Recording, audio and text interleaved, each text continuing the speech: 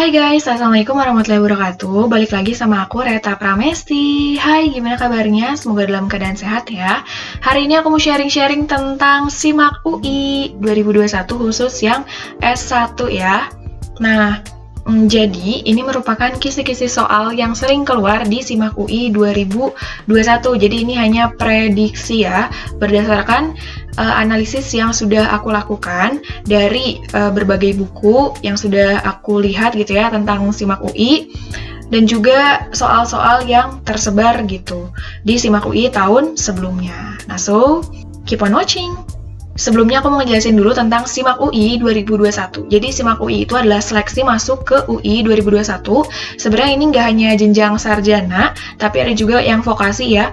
Vokasi, lalu sarjana tentu, lalu ada magister, profesi, doktor, dan lain-lain. Nah, sekarang aku fokusnya ke yang sarjana yang S1, oke? Nah, jadi teman-teman bisa untuk update secara berkala di webnya SIMAK UI, simakui.ac.id. Ini lebih lengkapnya sih, /info/jadwal seleksi 2021. Ini biasanya suka ada perubahan. Untuk yang vokasi atau D4, ini SIMAK UI-nya daftarnya 3 Mei sampai 9 Juni, jadi ntar lagi nih, siapin ya. Lalu ujiannya 19 sampai 21 Juni dan pengumumannya 30 Juni 2021. Yang regulernya juga sama, cuma untuk yang reguler itu ada tambahan data UTBK. Jadi nanti akan berhubungan gitu ya. Si data UTBK-nya bakal membantu untuk nilai SIMAK UI. Lalu untuk yang paralel itu sama untuk tanggalnya, dan untuk yang kelas internasional ujiannya aja yang beda, yaitu di 16 Juni 2021. Nah, sekarang kita langsung aja masuk ke prediksi atau kisi-kisi soal yang sering keluar di SIMAK UI 2021 gitu ya. Ini berdasarkan yang tahun sebelumnya. Jadi ada 3 subtes, yaitu kemampuan dasar dan kemampuan IPS untuk yang sosum. Untuk yang saintek itu kemampuan dasar dan kemampuan IPA. Nah, untuk yang IPC itu ketiganya. Nah, sebelumnya aku mau ngasih tahu gambaran waktu untuk SIMAK UI ini data 2019 ya. Aku ambil dari Twitternya SIMAK UI. Jadi boleh di-follow-follow ya biar update terus. Jadi di sini bisa kita lihat alokasi waktunya itu untuk rumpun ilmu sosial dan rumpun ilmu alam. Ini misalnya rumpun ilmu sosial mulainya jam 10 sampai 10.30 untuk pengisian data, lalu kemampuan dasarnya itu 10.30 sampai 11.30, at least 1 jam, lalu 11.30 sampai 11.45 istirahat dulu bentar, 15 menit, menulis esai di 11.45 sampai 12.30, 12.30 sampai 13.45 istirahat, 13.45 sampai 14 pengisian data diri lagi, dan 14 sampai 15 kemampuan IPS. Nah, tapi kemarin aku juga kan pernah ikut SIMAK UI yang S2 ya. Itu tuh sebenarnya pas udah pengisian data diri, terus subtes 1, istirahat subtes 2 sih. Jadi nggak ada menulis esai, cuma kita tunggu lagi aja update yang terbaru ya untuk yang SIMAK UI, yang S1 khususnya, apakah masih ada menulis esai atau tidak. Oke, itu untuk yang ini, yang ilmu sosial. Kalau untuk yang ilmu alam, pengisian data diri, kemampuan IPA, istirahat, pengisian data diri, kemampuan dasar, istirahat, dan menulis esainya malah di akhir. Kalau IPC, ini ada dua-duanya ya, untuk kemampuan IPA dan kemampuan IPS.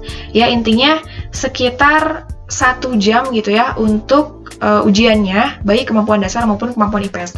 Untuk yang esainya, nanti kita tunggu lagi aja apakah ada info terbaru atau tidak. Kalau data 2019, dia memang ada esai. Kalau 2021 belum tentu, oke? Nah, kita masuk aja langsung ke kisi-kisinya. Ini mulai dari yang kemampuan dasar ya. Jadi ada matematika dasar, bahasa Indonesia, dan bahasa Inggris. Untuk matematika dasar, ini tentang peluang, persamaan kuadrat, fungsi komposisi inverse, baris dan deret, partitia samaan, sistem persamaan linear dan kuadrat, logaritma, matriks, persamaan garis, statistika, dan program linear. Pelajari aja gitu ya, mengenai yang materi yang berhubungan sama ini, oke? Lalu untuk bahasa Indonesia, itu berhubungan sama kalimat baku, paragraf, gagasan bacaan, simpulan bacaan, rangkuman, dan kata hubung. Sebenarnya nggak akan jauh beda, mirip-mirip UTBK, tapi memang lebih susah gitu ya. Karena kan ujian mandiri. Oke, begitu ya. Jadi, dipelajari saja. Untuk yang bahasa Inggris, tentunya reading comprehension ya, ini pasti selalu ada. Kayak soal-soal TOEFL gitu. Lalu tentang sentence and clause, tenses, relative pronoun, gerund, and to infinitive. Oke, itu untuk kemampuan dasar. Sekarang kita move on ke kemampuan IPS. Kemampuan IPS ada ekonomi, geografi, sejarah, dan sosiologi. Untuk ekonomi, ini mulai dari konsep pasar dalam perekonomian, itu sering banget keluar. Lalu permintaan penawaran, dasar-dasar akuntansi, pendapatan nasional, akuntansi perusahaan dagang dan jasa, pembangunan dan pertumbuhan ekonomi, APBN dan APBD, bank dan lembaga keuangan bukan bank, jadi LKBB itu ya, biasanya masuk juga, manajemen dan kewirausahaan, sistem dan alat pembayaran, koperasi dan UMKM, serta kerjasama internasional. Dipelajari juga tentang perdagangan internasional, biasanya suka keluar. Selanjutnya sejarah, mulai dari Orde Baru dan Reformasi, tentang kerajaan, demokrasi seperti terpimpin, demokrasi liberal, dan sebagainya. Kependudukan Belanda, kerajaan Islam, politik etis, revolusi kemerdekaan, politik dunia, kependudukan Jepang, organisasi internasional, metode dan ilmu sejarah, prasejarah, dan Perang Dunia I dan II. Selanjutnya geografi, ini ada litosfer, wilayah dan perwilayahan, hidrosfer dan atmosfer, kependudukan, lingkungan hidup, interaksi desa dan kota, industri, peta, biosfer, SIG, DA, sumber daya alam, negara maju dan berkembang, serta poros maritim dunia. Penginderaan jauh juga biasanya keluar. Untuk yang sosiologi, ini ada tentang interaksi sosial, lalu perbedaan kesetaraan harmoni sosial, individu, kelompok, dan hubungan sosial, pokoknya sosiologi banget gitu ya. Lalu permasalahan sosial, globalisasi, fungsi sosiologi, konflik kekerasan dan perdamaian, rancangan penelitian sosial, integrasi dan disintegrasi sosial, dan perubahan sosial. Selanjutnya kita move on ke yang IPA ya, mulai dari matematika IPA, ini lebih dalam aja sih matematikanya, seperti trigonometri, dimensi 3, suku banyak, sistem persamaan, limit, baris dan deret, integral, turunan, pertidaksamaan, fungsi kuadrat, vektor, eksponen dan logaritma, serta irisan kerucut ya.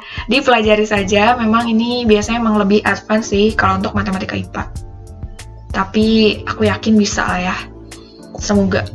Nah, untuk kemampuan IPA-nya yang fisika, ini optika, geometri dan fisis, listrik, statis dan dinamis, termodinamika, induksi dan gaya magnetis, hukum Newton, impuls dan momentum, teori kinetik gas, lalu ada fluida, statis dan dinamis, serta fisika kuantum, oke?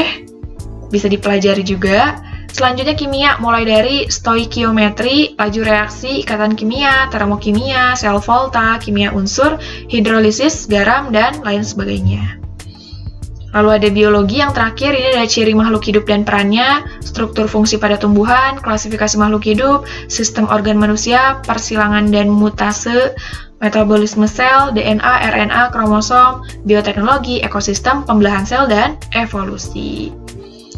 Nah, jadi untuk data-data tadi bisa di-screenshot aja ya, biar jadi persiapan kamu untuk ke SIMAK UI 2021. Nah, ini ada penyemangat lah ya, motivasi gitu untuk kamu yang pengen banget masuk UI. Semangat ya, biarin temanmu nyinyir, gak boleh nyerah, tunjukkan pada semua kalau kamu bisa masuk sini, oke? Sampai ketemu di UI, semoga nanti udah offline ya. Thanks for watching. Jadi kalau misalnya kamu pengen untuk follow aku, bisa di @retapramesti di IG dan TikTok, dan juga di @mentorluluskampus. Thank you. Kalau misalnya nanti ada update terbaru, dan kayaknya aku juga bakal bahas soal ya tentang SIMAK UI, khususnya di kemampuan dasar aja. Keep on watching pokoknya. Jangan lupa bantu like, comment, share, serta subscribe ya. Thank you and bye-bye.